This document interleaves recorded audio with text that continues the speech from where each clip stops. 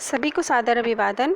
मैं नीलम गुप्ता, अध्यापिका हूँ कंपोजिट विद्यालय कोयना, जनपद हापुड़ में। जैसा कि हम सभी जानते हैं कि मिशन प्रेरणा के अंतर्गत हमारे पास में 3 शिक्षक हस्त पुस्तिकाएँ आई हैं। इनमें से एक है ध्यानाकर्षण। आज हम इसी के बारे में थोड़ी सी बात करेंगे।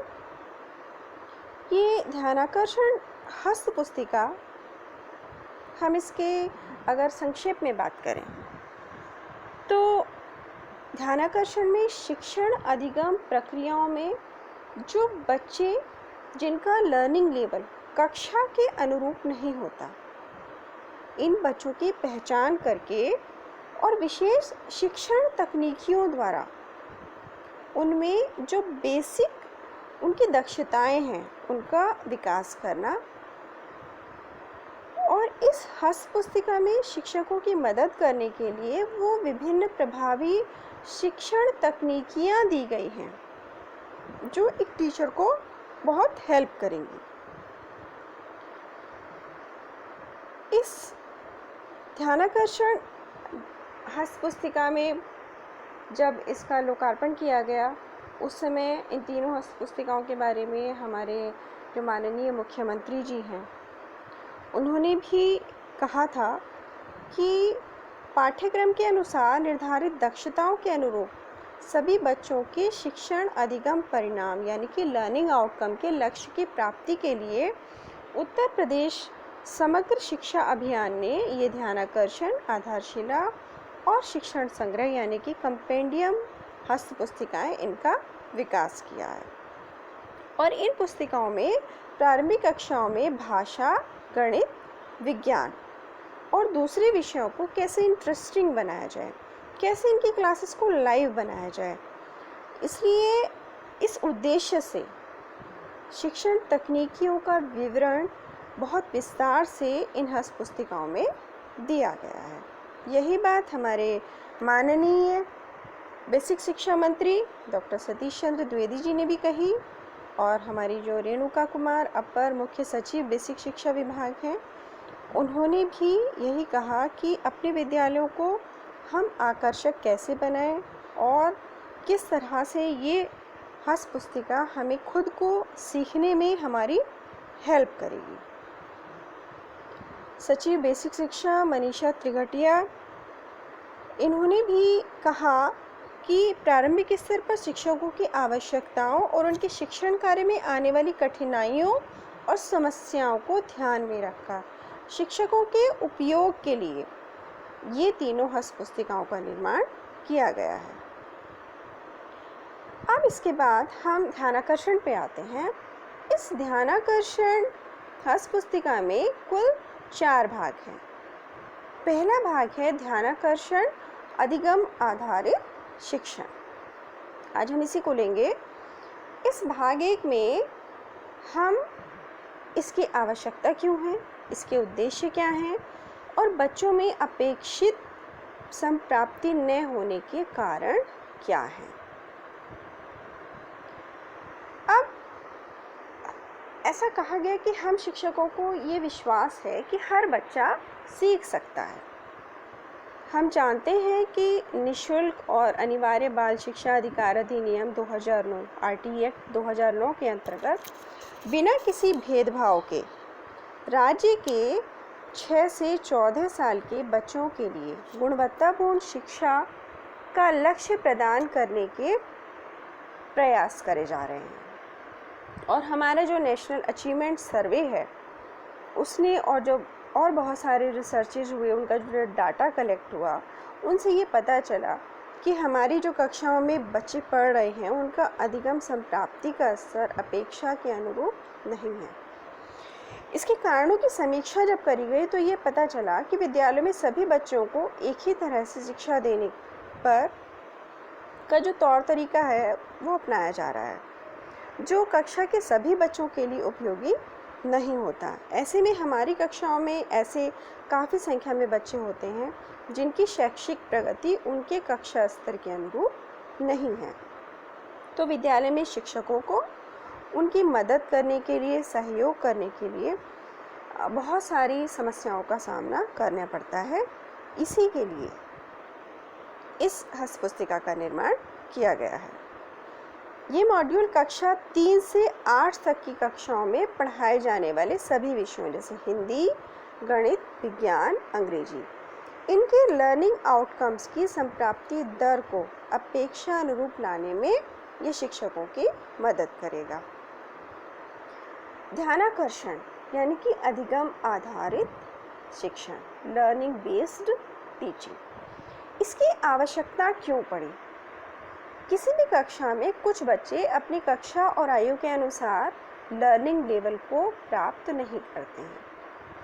वो एग्ज़ाम्स में भी कंपैरेटिवली उनको कम मार्क्स मिलते हैं और उनका जो प्रोग्रेस है वो भी संतोषजनक नहीं होती।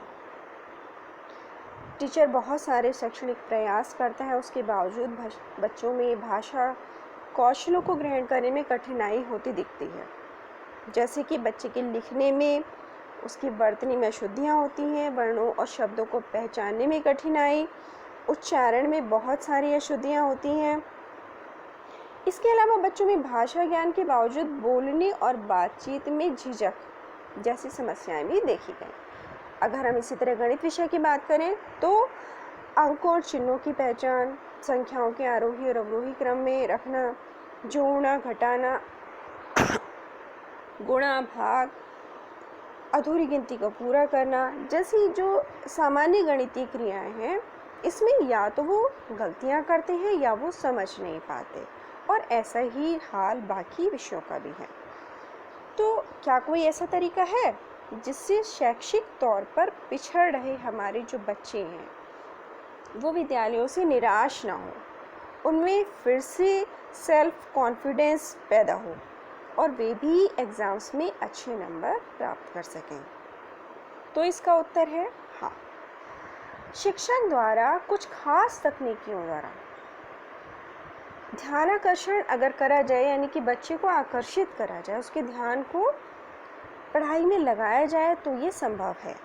जो हमारी वर्तमान शिक्षा व्यवस्था में ध्यानाकर्षण तकनीकियों को अपना करके 100% गुणवत्तापूर्ण शिक्षा के लक्ष्य को प्राप्त किया जा सकता है। इस ध्यानाकर्षण शिक्षण के मुख्य उद्देश्य क्या हैं?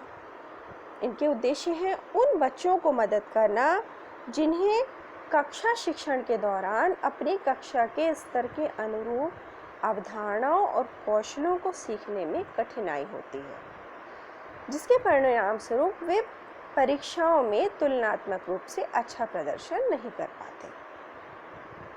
अब बच्चों द्वारा कक्षा के अनुरूप अगर उनका लर्निंग लेवल नहीं है तो उसके कई कारण हो सकते हैं, जैसे उनकी पारिवारिक शैक्षिक स्थिति, उनका वातावरण, आर्थिक स्थिति, शारीरिक या मानसिक स्थिति।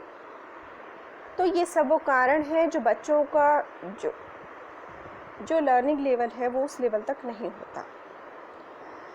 तो इनमें से एक प्रमुख कारण है अध्यापकों का कठोर व्यवहार व बाल केंद्रित विधियों का प्रयोग न करना। अक्सर ऐसा देखा गया है कि बच्चे शिक्षक के कठोर व्यवहार के कारण कक्षा में हो रहे पठन पाठन में रुचि नहीं लेते, वो डरे सहमे रहते हैं।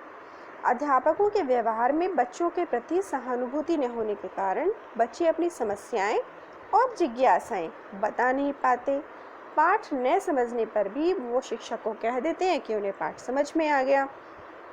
शिक्षक की उदासीनता और उसका कठोर व्यवहार के कारण जो बच्चे का उस सब्जेक्ट का लर्निंग आउटकम है वो नहीं प्राप्त हो पाता। अध्यापकों का तिरस्कारपूर्ण व्यवहार, पारिवारिक कलह, ज्ञानेंद्रियों का विकार, अभिभावकों की शैक्षिक परिस्थितियाँ आदि कारणों के फलस्वरूप बच्चे सीखने में पिछड़ जाते हैं, उनकी शैक्षिक संप्राप्ति के स्तर में कमी दिखाई देती है। तो ऐसी स्थिति में शिक्षक अपनी कक्षा शिक्षण में बच्चों की शैक्षिक संप्राप्ति स्तर में कमी को दूर करने के लिए, उन्हें कक्षा के अनुरूप लाने के लिए निम्न बिंदुओं पर ध्यान केंद्रित कर अपनी शिक्षण योजना बना सकते हैं। पहला काम कि पाठ्यक्रम और पाठ्य पुस्तकों पर आधारित प्रत्येक कक्षा, ये हम कक्षा 3 से 8 तक की बात कर रहे हैं, कि सभी विषयों जैसे हिंदी, गणित, विज्ञान, अंग्रेजी इससे संबंधित लर्निंग आउटकम विषय आधारित दक्षताओं को लक्ष्य बनाकर शिक्षण कार्य करें।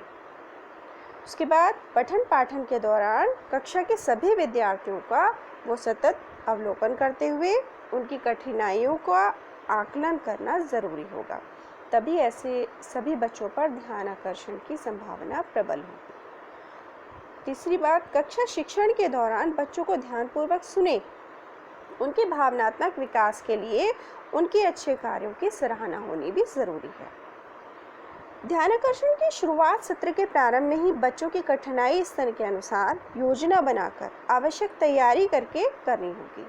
साथ ही बच्चों की संप्राप्ति को समझने के लिए आवश्यक आकलन उपकरणों की व्यवस्था भी करनी होगी। अब इस हमें चित्र के माध्यम से ये समझाने का प्रयास किया गया है कि बच्चों में अपेक्षित संप्राप्ति न होने के प्रमुख कारण क्या हैं।